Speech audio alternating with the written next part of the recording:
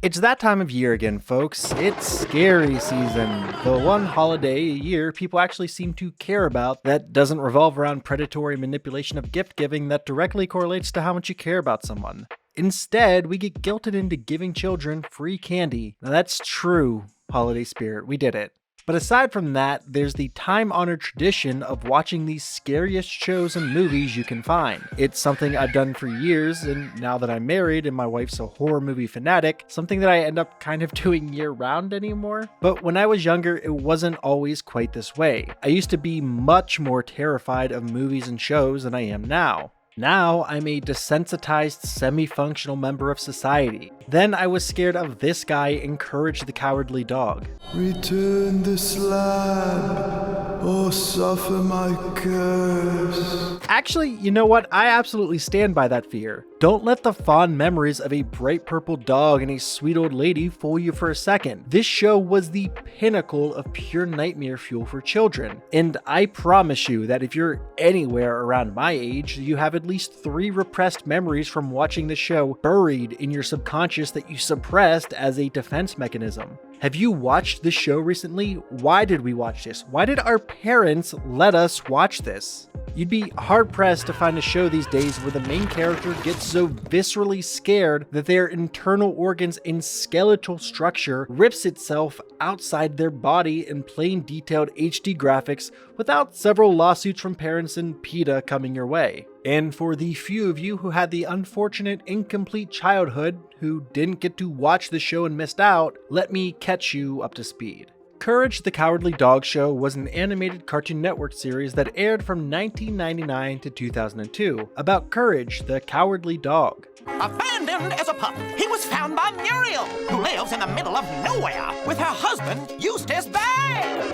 They live in the middle of nowhere, as in that's literally both what the place is called and an apt description. And Courage, the coward that he is, has to constantly protect them from the Lovecraftian levels of nightmare fuel that come after them on a near daily basis. Courage the Cowardly Dog is a show that leaves a lasting impression on its viewers, for lack of a better word. But the show seems to almost try to go out of its way to traumatize its viewers. But what specifically is it about the show that makes it such a terrifying memory that a lot of people still seem to look back on fairly fondly? There are a couple of reasons, but first and foremost, there's the ever-rotating cast of villains. From kidnapping space ducks who were absolutely based on the Beatles, to con artist cats and foxes, sentient toe infections, a literal human cockroach, vengeful, violent spirits, a homicidal hairdresser who's probably on some other list as well, weremoles in several different flavors of the undead, you name it, they barely survived it. Or they didn't. They have absolutely died on screen before. But while all of these villains were terrifying in their own right, they were also typically pretty funny. It was still, at the end of the day, a show for children. You could push the envelope on what was being shown, but it couldn't go too far, you know? It was a fine line a lot of the time. But still, I've yet to meet a Courage the Cowardly Dog fan that doesn't have some form of PTSD as a result of the show bringing to light some unknown fear that they had, or amplifying an already existing one. And a lot of these villains are there to sort of exemplify some sort of primal fear typically. Some of them aren't there to just be characters as we typically know them, but sometimes they're more similar to forces of nature. For instance, there's the harvest moon that's cursing the farm because Eustace has never been able to grow anything on the farm. This isn't something they can just negotiate with. It's a spirit, a demon, nature itself.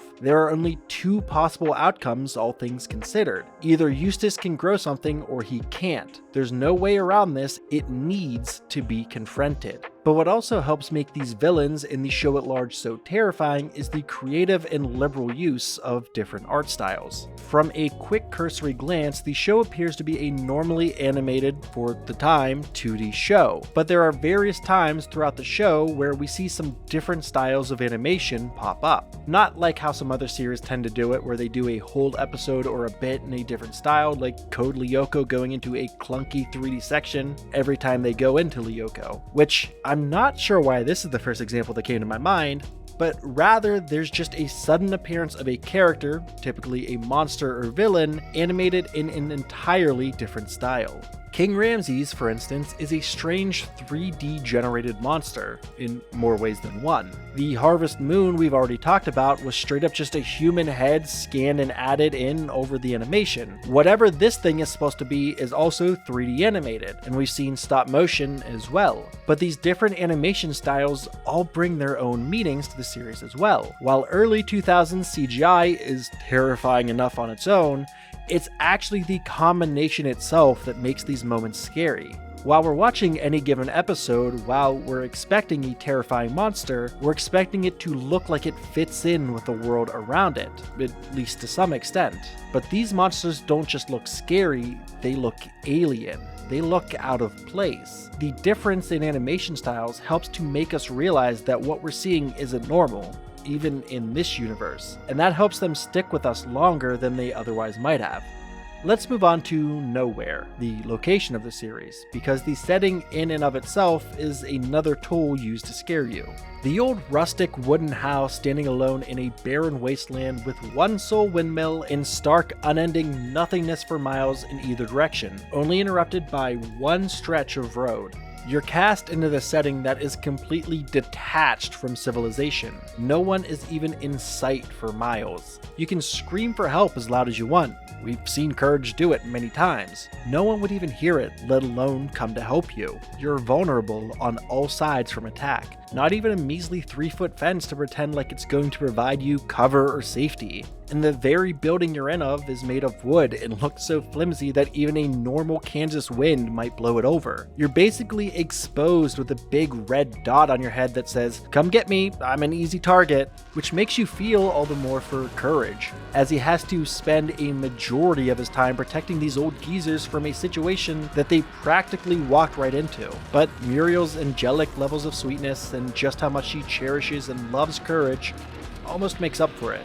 For some people, the middle of nowhere setting might seem idyllic, a peaceful and quiet place away from the hustle and bustle of the loud city, where you can live in solitude at one with nature, or whatever's left of it. A nice, humble farm life. I mean, there's a reason people go absolutely crazy for Stardew Valley. But the show sort of flips that idyllic lifestyle on its head, and instead uses the setting itself to get the most out of its plotlines.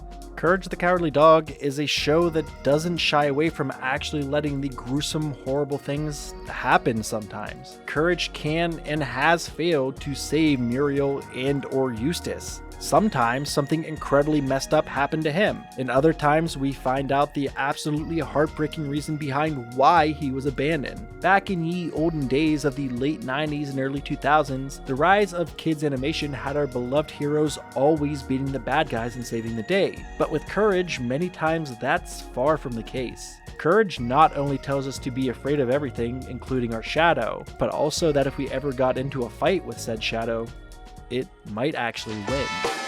But anyways, this has been 10K Bill, and thanks for watching. Comment down below what you'd like to hear me talk about next. Support us on our Patreon if you like this content and want to see more like it. And of course, make sure you subscribe for all your entertainment-related content.